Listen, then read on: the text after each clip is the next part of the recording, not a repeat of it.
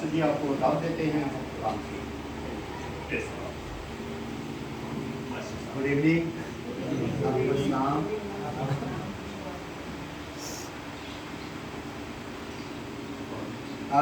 آج ایک سوال سے ہم میسج کو سیکھیں گے۔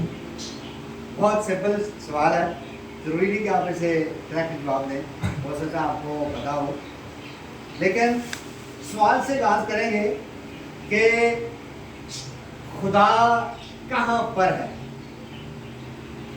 خدا کہاں پر رہتا ہے؟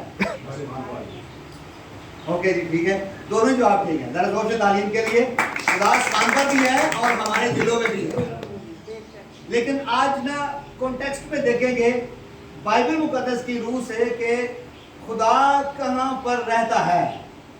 دس از دا کوشچن۔ لیکن اب تھوڑا سا دور جو مسیح کا دور ہے، بھائی رفیق کا جو جواب ہے وہ مسیح کے دور والا جواب ہے، لیکن جو بھائی نذیر کا جواب ہے یہ پرانے عہد نامے کا جواب ہے۔ دونوں کو جواب ہم نے مکس کرنا ہے اور ہم نے کریکٹ دیکھنا ہے کہ خدا کہاں پر رہتا ہے۔ آپ کو پتا ہونا چاہیے بائبل مقدس کے آپ لوگ ہیں اور ہمیں کوئی بھی انفارمیشن چاہیے نا تو وہ آپ کو بائبل مقدس سے مل سکتی ہے۔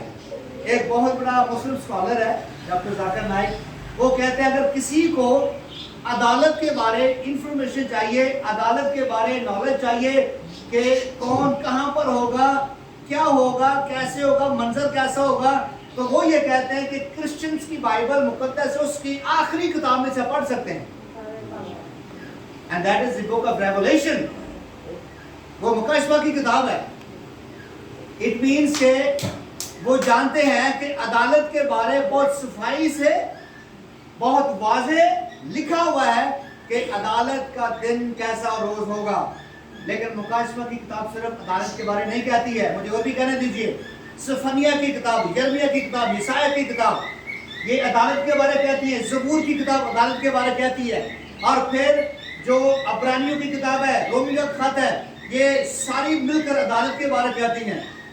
کبھی میں عدالت کے بارے جب بتاؤں گا تو آپ جانیں گے کہ جن کتابوں کا ذکر آپ پڑھتے ہیں نا کہ آخری دن کتابیں کھولی جائیں گی، کون سی کتابیں کھولی جائیں گی میں اس پر بھی بتاؤں گا آپ کو، لیکن آج سیکھیں گے کہ خدا کہاں پر رہتا ہے۔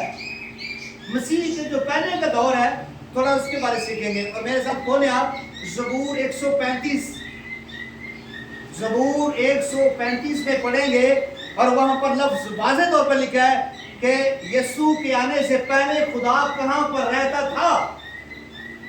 میں نے تھوڑا سا ذکر کیا پہلے کہ کوہ سینا پہ خدا اترا، خدا لوگوں سے اپنی باتیں کرتا تھا، اور جب خدا اترتا تھا پورا پہاڑ آگ سے دہک رہا ہوتا تھا اور لرز رہا ہوتا تھا، کانپ رہا ہوتا تھا۔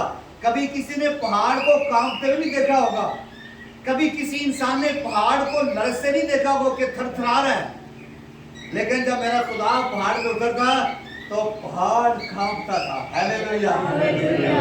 یہ آپ کے خدا کی قدرت ہے کہ جہاں وہ آتا ہے وہاں پہاڑ بھی لرز جاتے ہیں۔ یہ آپ کے خدا کی قدرت ہے، لکھا ہے کہ وہ جب بولتا ہے ہرنیوں کے حمل گر جاتے ہیں۔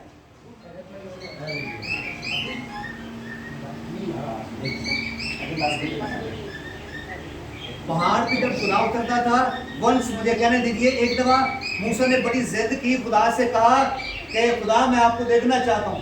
خدا نے کہا بھئی اتنی کیا ضرورت ہے، میں آپ کے درمیان کام کر رہا ہوں، ٹھیک ہے۔ کہا نہیں، لوگوں کی ڈیمانڈ یہ ہے کہ آپ اپنے خدا کو ہمیں دکھائیں۔ خدا نے کہا موسیٰ مجھے دیکھ کر انسان زندہ نہیں رہ سکتا ہے، مجھے دیکھ کر انسان زندہ نہیں رہ سکتا۔ I cannot show you myself، میں اپنا آپ دکھا نہیں سکتا، اگر میں نے دکھایا تو آپ مر جائیں گے، آپ زندہ نہیں رہ سکیں گے، میں اپنا آپ کو دکھا نہیں سکتا ہوں۔ بس یہی وجہ ہے، آپ یہ پڑھ بھی سکتے ہیں، خروج کے 35 باب میں لکھا ہے کہ کوئی انسان خدا کو اس کی اصلی شکل میں دیکھ نہیں سکتا ہے۔ خدا نے کہا آپ نے کہا ہے تو میں آپ کو دکھاؤں گا اپنا آپ۔ ذرا سنیے گا خدا نے جب دکھایا تو ہوا کیا۔ خدا نے کہا میں پہاڑ پہ اتروں گا اور پہاڑ کے ایک طرف میں کھڑا ہوں گا، یعنی یہ پہاڑ ہے، اس کے ایک طرف میں کھڑا ہوں گا اور دوسری طرف آپ ہوں گے, اس کے بیچ میں ایک چھوٹا سا سوراخ ہوگا بس, اور وہ میں خود کروں گا. پہاڑ کے اس طرف خدا کھڑا ہوا ہے اور ادھر موسیٰ ہے, بیچ میں سوراخ ہے.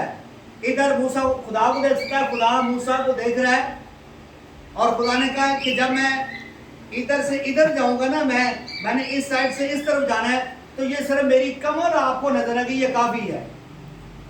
اور اگر پھر کمی رہ گئی تو مجھے کہنا. جب خدا پہاڑ میں سے گزرا تو ساز بجائے گئے, کرنا اور ساز بجائے گئے, اور خدا نے اپنا ہاتھ نا موسیٰ کی طرف بڑھایا تھا. لکھا بائبل میں کہ خدا نے اپنا ہاتھ ایک موسیٰ کی طرف بڑھایا تاکہ موسیٰ میرے جسم کو دیکھ کے مر نہیں جائے. موسیٰ مجھے جب دیکھے تو کہیں وہ ایکسپائر نہ ہو جائے, اس کی ڈیتھ نہیں کہیں ہو جائے.